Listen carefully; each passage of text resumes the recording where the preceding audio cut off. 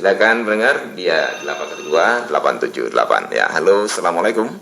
Waalaikumsalam warahmatullahi wabarakatuh. Ya, dengan siapa Ustaz ya? Apa namanya? Sukri di Gunung Pengilut. Pak Sukri ya. Oke, silakan Pak Sukri.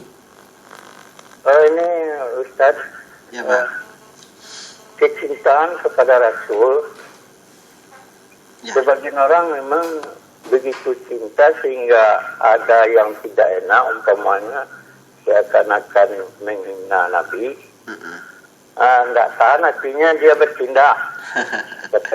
Seperti apa namanya di Prancis itu. Ya. Nah, bagaimana ini sebenarnya? Karena begitu cinta, kita di daerah yang katakan minoritas untuk melawan secara frontal dan mungkin.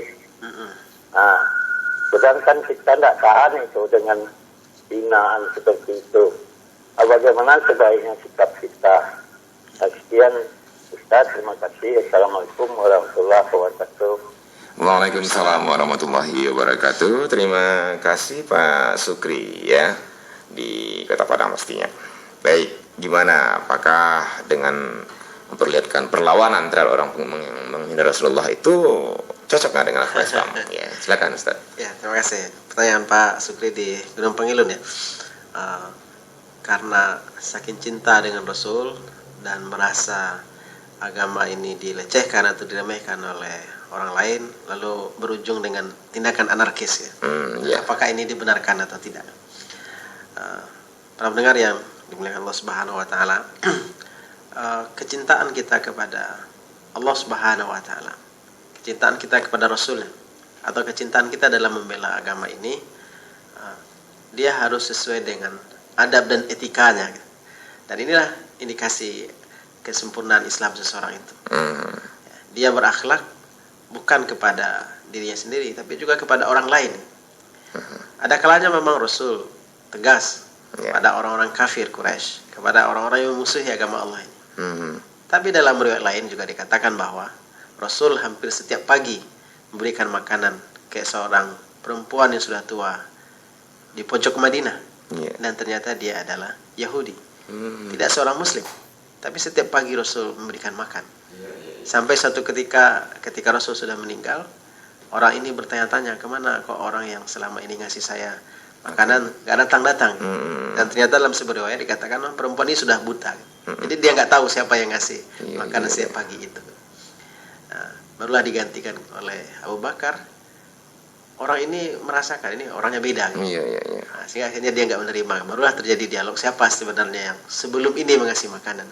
Nah, dijelaskan oleh Abu Bakar, dia adalah Rasulullah dan dia sudah meninggal gitu. Berlinanglah air mata seorang ibu ini. Malah dengan begitu dia masuk Islam. Nah, riwayat ini menjelaskan bahwa akhlak ini menjadi sangat penting. Ada mungkin orang melecehkan atau memancing-mancing emosional kita. Tetapi apakah balasan juga dengan emosional? Apakah kita diam berarti tidak mencintai Rasul sallallahu alaihi wasallam? Nah, inilah yang perlu kita pahami bersama-sama, bahwa yang diajarkan oleh Allah dan Rasulnya kepada kita adalah seperti dalam firman Allah, Muhammadur Rasulullah. Muhammad itu adalah Rasulullah SAW. Lanjutan ayat, Ruhama'u bainahum. Rasul itu mengajarkan kasih sayang. Rasul mengajarkan tentang kelemah lembutan, akhlak yang bagus, akhlak yang mulia kan. Tetapi ketika dalam kondisi tertentu ada orang yang memang nyata-nyata memusuhi agama Allah ini, mungkin harus berujung dengan diperangi. Tetapi tidak boleh main hakim sendiri. Perang itu tidak sederhana.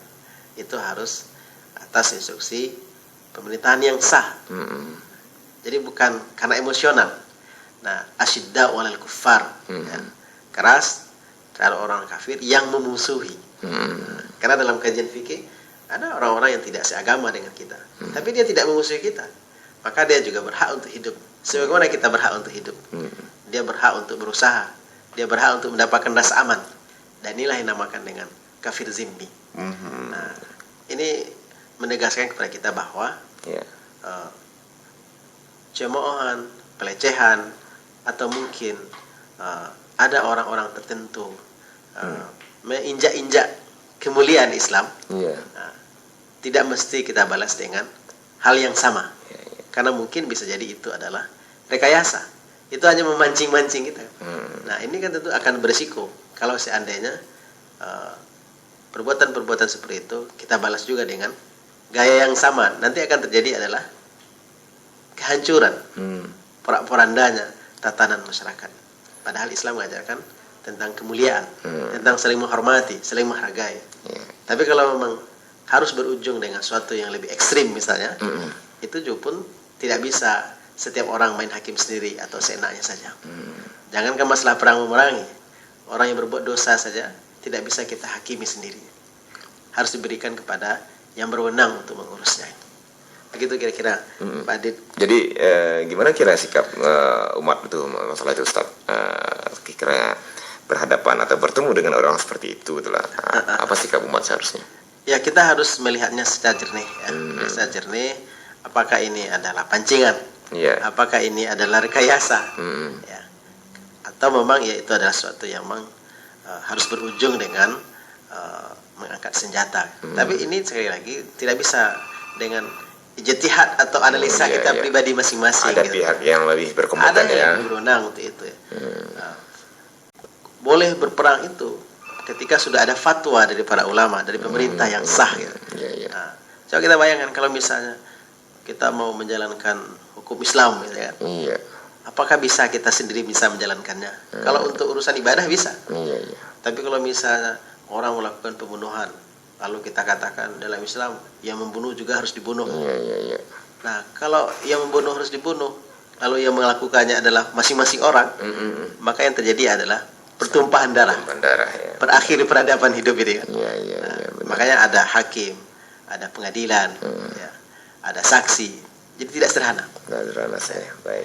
Terima kasih Ustaz dan pendengar. Kembali silakan yang ingin bergabung tadi. Kami masih buka. Line telepon kita 812-878 812-414 tentunya. Dan juga 0811666695. Oke. Kembali ke pertanyaan kita tadi, Ustaz. Tadi ya. Ya, jadi apa sih atau kenapa ketika kita coba perbandingkan, bukan mungkin orang merasa wah itu kan Rasul, tapi bicara masalah di luar Rasul pun mereka orang-orang sahabat itu pun bukan orang-orang yang sudah instan gitu ya. Justru daripada kafir mereka mu'alaf semua gitu ya. Rata-rata kan dari kafir Quraisy gitu ya. Pada mu'alaf, tapi kok mereka bisa menyatakan sikap yang jelas dengan akhlak mereka sebagai muslim. Nah, sebentar saat ini yang udah dididik dari bayinya gitu ya oleh keluarga muslim gitu ya, dengan sekolahnya, dengan pengajiannya namanya. Tapi justru aktualisasinya di luar itu justru kurang nampak. Ada apa nih sebenarnya, Ustaz? Terima kasih Pak. Dalam sebuah hadis yang dikatakan oleh Abu Hurairah radhiyallahu anhu, qala suila Rasulullah sallallahu alaihi wasallam an aktsari ma yudkhilun nasil jannah. Qala taqwallah wa husnul khuluq. Wa suila an aktsari ma yudkhilun nasin nar. Faqala al-fam wal farj. Hadis ini diriwayatkan oleh Tirmidzi. Hadis hasan sahih. Apa yang menyebabkan orang bisa masuk ke dalam surga? Atau siapa yang paling banyak bisa masuk ke dalam surga? Kenapa? Rasul mengatakan orang bisa masuk ke dalam surga. Kebanyakan itu adalah karena ketakwaannya kepada Allah Subhanahu wa taala dan akhlaknya yang mulia. Lalu juga ditanya, apa yang menjadi penyebab terbanyak orang masuk ke dalam neraka? Rasul mengatakan al-famu wal farj. Penyebab orang bisa banyak masuk dalam neraka itu adalah karena sebab mulutnya dan kehormatannya, farjnya, kemaluannya. Hadis ini hasan sahih. Hadis ini sebenarnya menjelaskan bahwa yang menjadi penyebab perbedaan antara kita hari ini dengan para sahabat 15 abad yang lalu, sebenarnya pada hal ini keseriusan para sahabat untuk menerapkan satu persatu dari nilai Islam itu nampak dalam dua hal ini. Dia menjaga mulutnya, dia juga menjaga kehormatannya. Apa indikasi dia menjaga mulutnya? Setiap dia berbicara adalah bermakna tentang kejujuran. Tidak ada yang dia keluarkan dari mulutnya kecuali itu adalah hal yang benar. Dan ini menjadi orang yang jujur kan tidak mesti bergelar profesor atau doktor. Walaupun dia tidak belajar secara akademik, ketika dia mengetahui itu adalah benar, dia berusaha untuk membuktikan kebenaran itu dalam perilakunya sehari-hari. Nah, inilah sebenarnya menjadi pembedanya. Kalau tingkat kekafiran atau tingkat kemaksiatan atau tingkat jahiliyahnya umat masa lalu 15 abad yang lalu, sebenarnya ini adalah pengulangan sejarah saja, peradaban. Hari ini ada orang ingkar, dulu ada lagi yang lebih ingkar dulu. Dulu ada orang yang bodoh, hari ini pun juga hampir sama gitu. Cuma masalahnya adalah keseriusan untuk menjalankan agama itu.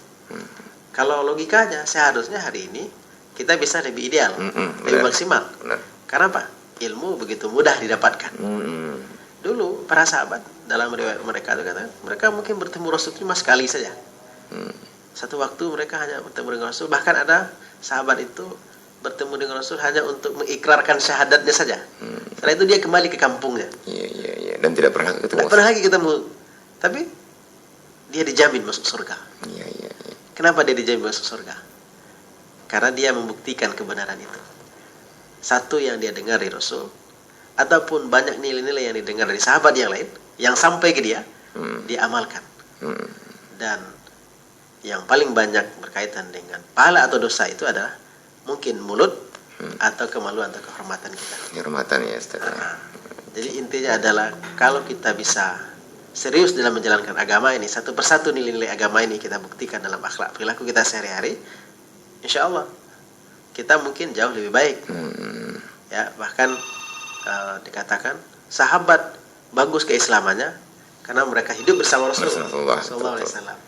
Kita hari ini jauh dari Rasul, tapi sumbernya tetap ada kan? Tentu menjadi lebih tinggi nilainya ya. Kalau ada keseriusan untuk melakukan itu. Baik. Ya. Baik Ustaz ya, kita coba kembali buka line telepon 812-878. Ya, halo, assalamualaikum. Waalaikumsalam warahmatullahi wabarakatuh. Iya, dengan siapa Ibu di mana? Saya Ibu Gusti Teruko. Teruko, silakan Bu Gus. Terima kasih. Assalamualaikum warahmatullahi wabarakatuh, Ustaz. Waalaikumsalam warahmatullahi wabarakatuh. Ini mengenai perempuan ini, Ustaz. Iya, Pak. Saya pernah berdiskusi lah sama seseorang perempuan juga. Ya. Tentang keperempuanan ini, katanya perempuan itu lebih baik di rumahnya, sholat di mana. Tapi saya pernah mengajak, kalau kita baca Quran itu sendirian atau bersama-sama dengan teman-teman di rumah, siapa yang membenarkan, siapa yang menyalahkan kita. Ya. Jadi dia lebih dominan, kami yakinan.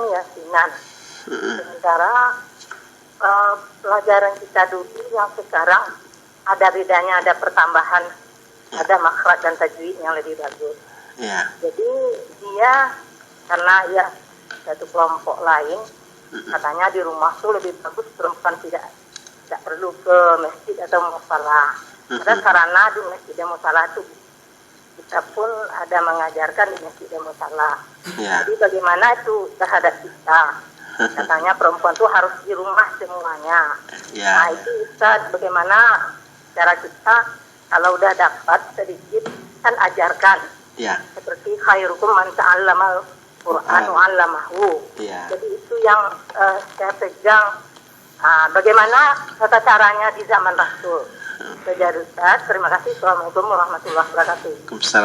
Waalaikumsalam warahmatullahi wabarakatuh. Terima kasih Bu Gusti Teruko dan sekaligus penonton terakhir kita ya pada pagi hari ini. Silakan Ustaz. Ya, pertanyaan dari Bu Gusti ya. Ini masalah perempuan nih. Masalah perempuan. Apakah boleh keluar rumah atau tidak? Atau mana yang lebih baik? Di rumah saja. Ya. Jadi bagi Bu Gusti atau pendengar yang lain, ini perdebatannya panjang ya. Padahal seharusnya dipahami secara objektif. Berawal dari hadis yang kita bacakan terakhir tadi, apa yang paling banyak menjadi penyebab orang masuk surga atau neraka? Ternyata kan bagaimana kita memposisikan diri, ya, al-famu wal farj, mulut dan kehormatan. Artinya bagaimana kita berperilaku, berakhlak. Kalau kita di rumah saja, tapi terjadi juga perselingkuhan, ujungnya berdosa juga. Nah, tapi kalau ditanya mana yang lebih baik kita melakukan ketaatan, misalnya membaca Al-Quran di rumah, lalu dibandingkan misalnya dengan mengajarkan Al-Quran kepada orang lain di tempat lain, tentu pasti mengajarkan Al-Quran jauh lebih baik. Bahwa saja ada pendapat mengatakan sebaiknya perempuan di rumah saja. Ini kan dalam kondisi terjadi banyak fitnah, banyak potensi untuk terjadi kemaksiatan. Tentu kita pasti jauh lebih baik di rumah. Nah, tapi kalau seandainya kondisi masyarakat membutuhkan, kita seorang guru misalnya, apakah kita bisa membuat homeschooling semuanya? Pasti kita harus ke sekolah. Dan dalam ilmu pendidikan, khusus untuk anak TK atau SD itu, yang lebih cocok mengajar itu adalah perempuan. Nah, gimana kita menjelaskannya kan? Jadi dia harus didudukkan secara proporsional. Kalau kita pergi keluar hanya untuk bersantai-santai, mengumbar aurat, tentu itu jangankan lebih baik atau tidak lebih baik, itu malah dilarang keluar gitu. Nah, tapi kalau seandainya dihadapkan pada kondisi yang lebih ideal, tentu akan lebih bagus. Kita di rumah kita, orang datang belajar kepada kita, tentu itu jauh lebih baik. Tapi masalahnya hidup ini tidak ideal semua. Nah, yang menjadi alasan mungkin bagi sebagian pendapat mengatakan baik di rumah itu adalah sholatnya perempuan. Itu pun sebenarnya kalau seandainya memang dikhawatirkan terjadi fitnah. Ada banyak persoalan dalam masalah fikih ini. Ini kan kajian fikih ya. Banyak persoalan sebenarnya. Ketika azan berkumandang, kita sedang di pasar. Apakah kita paksakan juga bagus sholat di rumah? Bagus saja sebenarnya. Tapi kalau seandainya nanti sampai di rumah itu sudah 2 jam lewat waktu sholat, apakah tidak lebih baik kita sholat di awal waktu? Walaupun tempatnya di masjid, di pasar raya. Nah, jadi dia sangat kondisional. Tidak bisa kita hitam putihkan dengan menggunakan satu alasan. Perempuan itu idealnya di rumah. Dalam hal apa? Ini perlu didudukkan secara proporsional. Jadi kembali kepada proporsinya, Ustaz ya. Jadi memang yang penting kita bisa menjaga kehormatan kita. Mulut dan kehormatan itu, Ustaz ya. Kehormatan. Dan situlah akhlak seorang manusia yang diinginkan oleh Allah dan Rasulnya. Dan kalau kita perhatikan memang zaman ini itu yang jadi masalah. Itu yang jadi masalah besar. Ketika mulut dan tidak terkendali, gunjing, fitnah, segala macam ya hancur gitu ya. Oke, baik Ustaz, pembicaraan kita menarik sebenarnya, namun waktu yang membatasi. Mudah-mudahan di lain waktu kita bisa lebih berdalam lagi masalah akhlak ini, Ustaz ya. Dan mudah-mudahan apa yang kita sampaikan bisa jadi lentera nih bagi umat kita untuk lebih bersikap ya, berakhlak seperti Rasulullah. Mudah-mudahan. Amin. Baik pendengar, sampai di sini acara kita Subuh Warakah pada kesempatan pagi hari ini, hari Sabtu 17 Januari 2015, bersama narasumber kita Al-Ustaz Mulyadi Muslim LCMA, Haji Mulyadi Muslim LCMA, salah seorang tim pengajar di Pondok Pesantren Ar-Risalah Air Dingin Padang. Terima kasih atas segala perhatiannya, baik yang di telepon ataupun yang monitor saja. Mudah-mudahan lain kesempatan kita bisa bersama kembali. Akhirnya saya Diki Wardana bersama Al-Ustaz Mulyadi mohon pamit dari ruangan Anda. Terima kasih. Assalamualaikum warahmatullahi wabarakatuh.